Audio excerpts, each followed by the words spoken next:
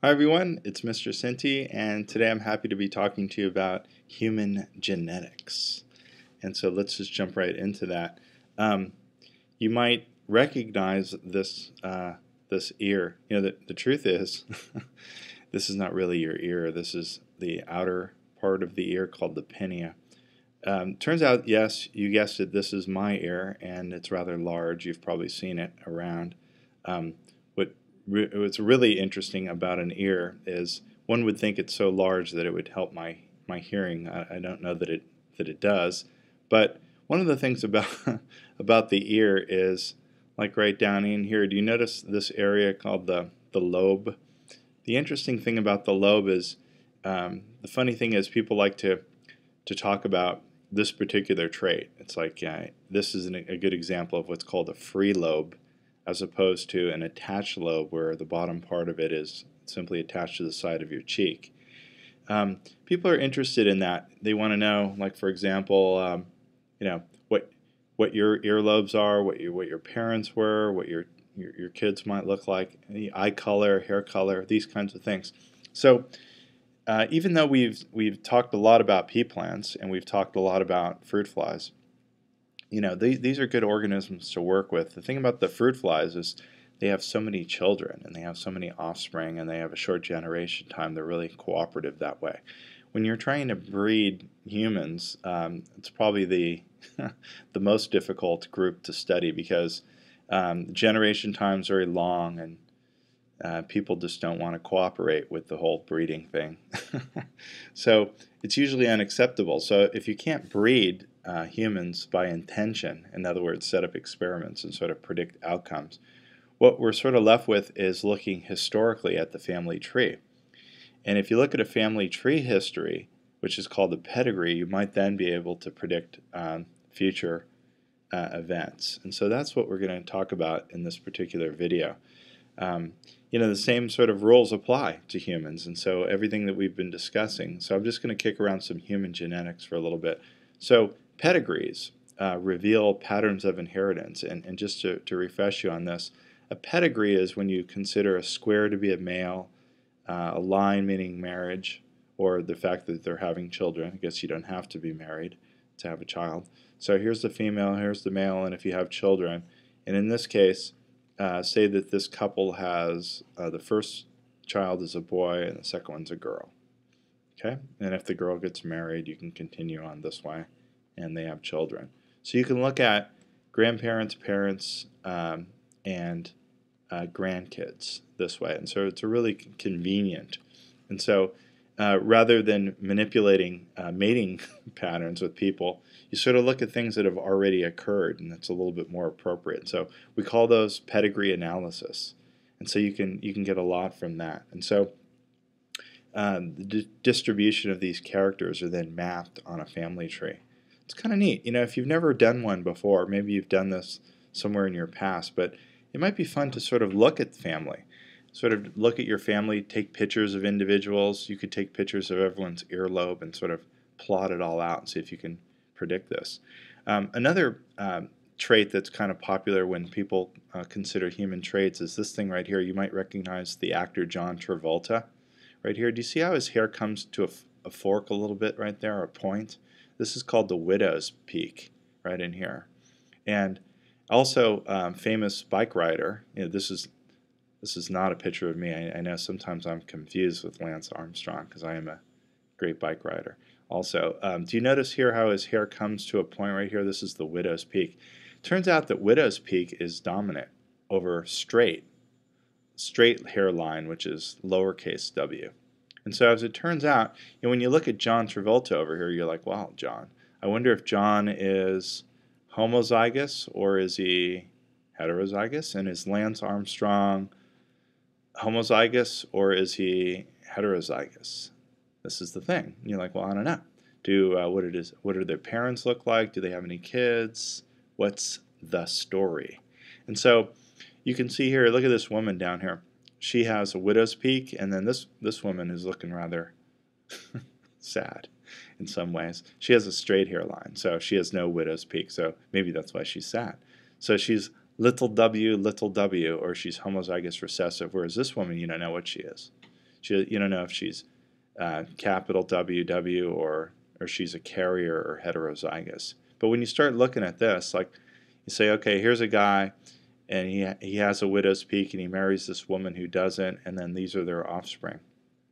And so it's just, there's nothing new here. It's just the fact that, like, let me just look at this one cross right there. You could just simply tease it out like that, like this, and here's this guy. And you might be saying, well, if it's a guy, why isn't this X and Y since he's male? Now, there's no need to invoke sex linkage when you're talking about a trait like this, which is autosomal inheritance. So the male has 2 alleles, and so does the female have 2 alleles. Now, why do we know this? Because widow's peak doesn't occur more commonly in men than does female, so it's autosomal. So simply, the chances of having widow's peak is what? It's like, okay, here's a guy with widow's peak and a woman who doesn't. What are the chances of the child having widow's peak? And the answer would be, you guessed it, 1-to-1 or 50-50. It would be a 50% chance. It just so happens that it is 50% because they've had 4 children. But each child is independent of the next. And then over here, same thing with the lobes. Here's my ear. That, not literally my ear, but there's a free lobe, and then over here is an attached lobe. So maybe your ear looks like this. If you do have an attached lobe, you can, just by looking at your phenotype, we can tell that you're homozygous recessive. So that's kind of neat.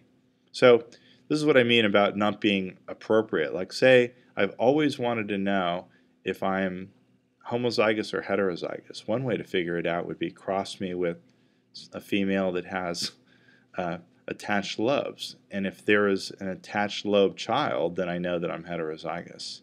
But maybe a safer approach would be to look at the pedigree.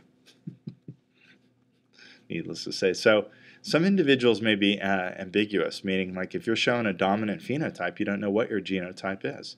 We can do a test cross.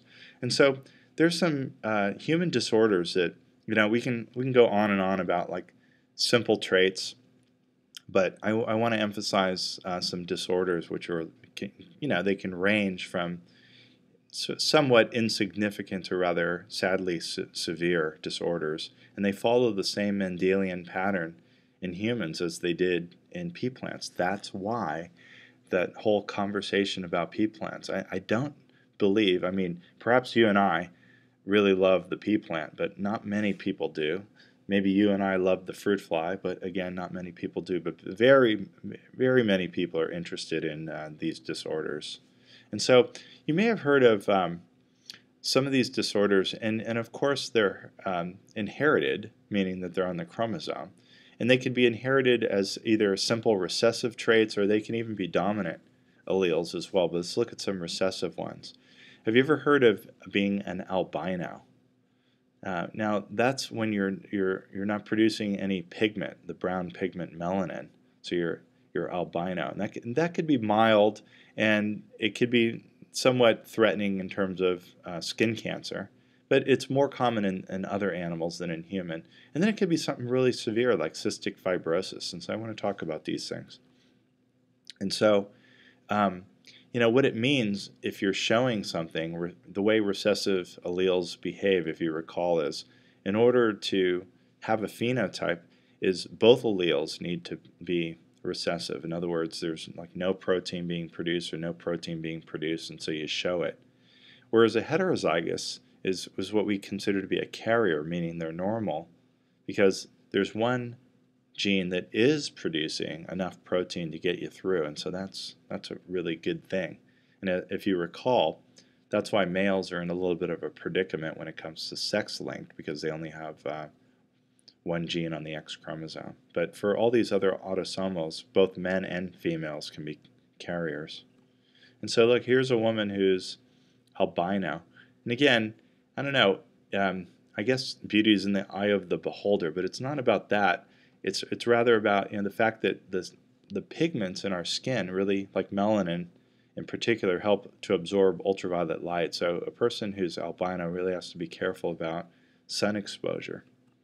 But it's pretty common. This is a picture of this reptile that we have here at our California Academy of Sciences, this albino. It's very popular. And we can even have albino dogs, and we can have albino gorilla and dolphins, and even albino peacocks. Kind of wild. Look how pretty that is. And then, of course, albino whales. You may recall from the book Moby Dick that there was an albino whale there, the great white whale. At any rate, recessive disorders show up only in a homozygous individual. And so you get one from one parent and one from the other. And so what's somewhat surprising about this, and let me just sort of state the obvious, and it's like, well, what are we talking about sometimes?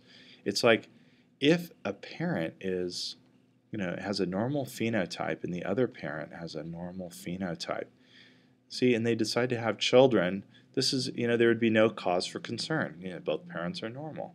But it's like there is concern because if they're carriers, meaning heterozygous, they might be able to, this might be the gamete that is randomly coming together, and they actually might have a child with a disorder of some kind. So there's a concern, and so it's a 25% chance. And so one of the more harmful, very sad diseases is something called cystic fibrosis. And it's basically where a child is born and they really have a big buildup of mucus in their lungs. And that excessive mucus in their lungs generates a real terrible environment because, as it turns out, the lung isn't able to clear out the excessive mucus, and therefore bacteria tend to accumulate and get caught up in the mucus, and there's a tendency for infections that really manifest into things that can be like lethal, like pneumonia, for example. And so it's kind of complicated, but basically it comes down to a gene that is producing a membrane protein that transports chlorine ions in and out of the cell, and without that, there's a buildup of chlorine, and then that causes excess mucus to be secreted, and then it becomes really sticky. And so this mucus builds up all over the place, and it favors bacterial infections. And it's really bad because kids without, and there's really not a lot of treatment. You just have to physically like bang the person like this to sort of break up the mucus, and there's some medicine that you can take, but basically you're in danger of dying at a young age, and it's rare to live past your 20s. It's very sad. And so another kind of very sad disease is something called Tay-Sachs, and it's caused by also a lethal recessive disorder. So both parents can be totally normal, and as it turns out that this allele has to do with the production of that occurs in the Golgi apparatus, if you recall that, and it mistags a transport vesicle that is leading to the lysosome with a crucial enzyme, and the enzyme is to digest lipids. And so if cells cannot digest lipids, what happens is the cells build up, and it's particularly brutal in nerve cells. And so the cells build up and it swells, and kids with this there's really no chance for survival. And so it's really, really brutal. And the child dies at a very young age. And so obviously you don't want to have this perpetuating. And so, well, what are you going to do? Well, it was detected, like again, in pedigree studies that certain families, this particular allele is found in certain families, not only in certain families, but it's found in certain general populations. And especially from Central Europe, it seems to be more common. And so, like, why is that? Well, humans have a tendency to historically reproduce with people in their own community, in their own town. And so it's only recent that humans have been able to sort of fly around and travel around the world. And so if there's a recessive allele that builds up in a population, the chances of somebody getting it, in other words, a child being born with Tay-Sachs, is a lot higher in certain groups. Like, for example, among Central Europe Jews, this is particularly popular. And then likewise, there's another disorder called sickle-cell disease, and you may recall this from a previous discussion, that this arises through a base pair substitution, and it has to do with just one amino acid in the protein of hemoglobin in all of our red blood cells. And so as it turns out that it's really popular among African Americans, and it's like, well, what's the story with that? It has nothing to do with skin color or anything like that, but it if you look at the, if you go with the pedigree far enough back, you can sort of trace it to places in Africa where individuals that came to America were, it's a very fascinating story, had areas which there were high incidence of malaria. Malaria is a little parasitic protozoan that attacks you, and it can actually kill you and cause malaria, and it infects you by the fact that mosquitoes bite you, and then it gets into your red blood cells. So as it turns out, sickle cell disease really has, seemingly nothing to do with malaria, but I'll just talk about sickle cell disease for a second. So it's recessive. So let's go like little h for sickle cell. So if you're totally normal for hemoglobin, you might be big H, or you could be heterozygous. You could be a carrier for sickle cell, or here's a person who has sickle cell. So sickle cell, remember, is this sort of misshapen cell. This is a totally normal red blood cell. Here's the allele right here. As it turns out that if you're heterozygous, your cells look kind of normal, but if you're without oxygen or oxygen debt, the cells have a tendency to some of them become sickle cell. And it's like, well, that's not so good, but it's not too bad. As it turns out that individuals that are being bit by a mosquito, like if a mosquito is biting you and you're totally normal, then you're going to get malaria. So that's bad. And if you have sickle cell anemia, that's bad too, because you're lacking oxygen and you're tired and a lot of pain to deal with. So it turns out that if you're heterozygous, in other words, you're a carrier for it, it turns out that you're really benefit. I mean, even though it's trouble, and it's like, okay, so then when those individuals come to America and there's no malaria here, then it's basically just a hardship. So that's kind of an interesting story. Here's a picture of the normal cells and the sickle-shaped cell. So if you're normal, completely normal, you're homozygous, and if you're completely sickle cell anemic, you're homozygous as well. But heterozygous sort of is normal but can become sickled. And so this is an example of also pleiotropic effects, meaning that because of this one genotype, there's many symptoms. These are all the things that can happen in addition to being anemic and weak and tired. These are sort of the things that can go wrong as a result of being sickle cell. So it's not something that you really want. And so I would say, normally it's unlikely for two carriers to meet up and mate. So even if they do, it's a 25% chance. And so you're like, well, I guess I won't have to worry about it. Well, it's true, except for those scenarios that I've talked about. Like, for example, if you're living in an area where you're mating with people in the town, or if, for example, if you are traveling historically, like, for example, if you're from the country of Iceland, and everyone who went to Iceland had to travel there in a boat, and so as it turns out, not very many people were the original founders of the population of Iceland. And so if a small group were to colonize, it's called founders effect. If a small group comes into an area and there happens to be one of these recessive lethal alleles, it tends to show up a little bit more because individuals are mating with one another in sort of, not necessarily close relatives, but mating amongst each other. And then you have to think, in most societies and cultures, there's laws and taboos forbidding marriages against close relatives. And you're like, why is that? Everyone should have a chance to marry who they love and marry their cousin, for example. But I think this came from, I'm not sure, but I think this might have come from the fact that, if you do marry a close relative like a cousin, and there's a recessive allele in the family, it's more likely to show up than if you were to marry someone who is completely unrelated to you. Can you see that? And so perhaps historically, if trouble started to brew in a family, like in other words, recessive alleles were showing up more, maybe people think that there's a curse, or maybe it should be taboo altogether. So This is a fascinating example as well. How about a lethal dominant allele? Now, if there's a dominant allele, let's just talk about this right out of the gate. If it's a dominant allele, I mean, come on. Let me just go back for a second. If it's a dominant allele, it's like, how can you escape this? In other words, somebody has it.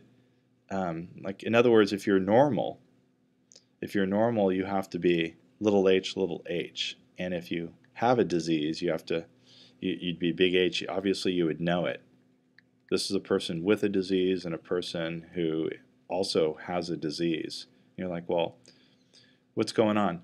As it turns out, the more interesting dominant allele difficulties come when the fact that it's related to the age at which the gene is showing itself. And so, as it turns out that a couple can actually pass this on to their children and they don't even know it because it doesn't express itself until later in life. And so one of the real popular human diseases is known as Huntington's disease. I'm not sure if you've heard of it before, but it's a real brutal one. It's sort of a degeneration of the nervous system. It kind of is a severe example of like Parkinson's. It's a kind of a neuromuscular thing, and eventually you lose coordination, and eventually you lose the ability to walk and then breathe, and then you eventually die, and it's horrific. But here's the thing, it doesn't appear until you're in your like 40s. And so as it turns out, you might actually appear normal, and you are normal, and then you have children, and then you come down with Huntington's disease, and you pass that on to your children. And so it's a terrible disease because you're like, well, gee, I can't avoid this. I don't even know I have it. And so, as it turns out, there's a woman a woman scientist, a biologist, who went down to Venezuela and down in South America and was tracking, using pedigree analysis, tracking families. As it turns out that there was a lot of Huntington's disease in this one particular town. And so she went down there and she started interviewing everyone and started making this big pedigree, as you can see here in this picture. And she was trying to figure out what's going on. And so, I mean, this is the basics to try to figure out if you have this or not. But another more sophisticated way of determining whether or not you're going to have Huntington's disease is literally take some cells from your cheek and then crack the cells open, extract the DNA, and then PCR the DNA up with a particular primer around where the Huntington gene is located, which is on chromosome 4. And then you could run it through an electrophoresis gel and actually determine whether or not you're homozygous or heterozygous for this disease. And so it's fascinating. There's a lot of these diseases have cool, interesting stories associated with them. And so another way you can tell whether or not a child's going to have a particular disorder, you may recall this from another discussion, is that when a woman's pregnant, you can literally take a syringe with a needle and puncture the uterus and pull out some of the amniotic fluid. And then when you have that, you could centrifuge the cells down, culture them, and look for cells undergoing mitosis, and then look at the karyotype, and you can tell whether or not there's any trouble going on with the child, whether they be chromosomal or proteins. And so we can also run electrophoresis gels and use PCR as well. So there's a lot of genetic tests that can be run, but a genetic test, requires a lot of money, but it also requires suspicion by the physician to investigate it. And so usually when a couple goes in to have children, they start talking about family. They start talking pedigree. Anyone in the family with this? Does it, how's Uncle Louis? Did Uncle Louis had this, but I don't remember. And so maybe the physician will decide that it warrants an amniocentesis or a genetic test to make sure that there's no trouble in your children. And then some genetic tests can be performed even when the baby is born. So one of the more common tests that's born is your baby comes out, and you're like, yay, it's a healthy baby, it's crying, it's all great. And then the doctor takes a blood prick of the foot, and what they're looking at is whether or not the baby has inherited a recessive disorder called PKU. And this has to do with the inability of the child, and this would be homozygous recessive, and you're like, gee, I don't have this problem. My husband doesn't have this problem. Why would my child have it? Well, it's recessive, 25% chance. It so turns out that you don't have an enzyme which breaks down the amino acid phenylalanine. And so if phenylalanine gets to be too high in the blood, it can be toxic, and it can lead to, at first mental retardation, and also can be possibly lethal. Well, if we can detect that early on by just a simple blood prick, then we can restrict the child's diet and try to avoid phenylalanine. I don't know if you've noticed this. I put this picture up. This is it's kind of a warning on the side of a diet soda can. Do you see where it says right here, contains phenylalanine? I don't know if you've seen that before, because one of the things about artificial sweeteners is that they use the amino acid phenylalanine as the artificial sweetener to give it a sort of sweet taste so that it doesn't have sugar, therefore it's diet. And so if you have PKU, you should certainly avoid diet beverages. So that's what I wanted to talk to you about. In the next episode, we're going to talk to you a little bit more about chromosomal disorders that can occur. So I hope you enjoyed this and it was informative. Thanks for watching.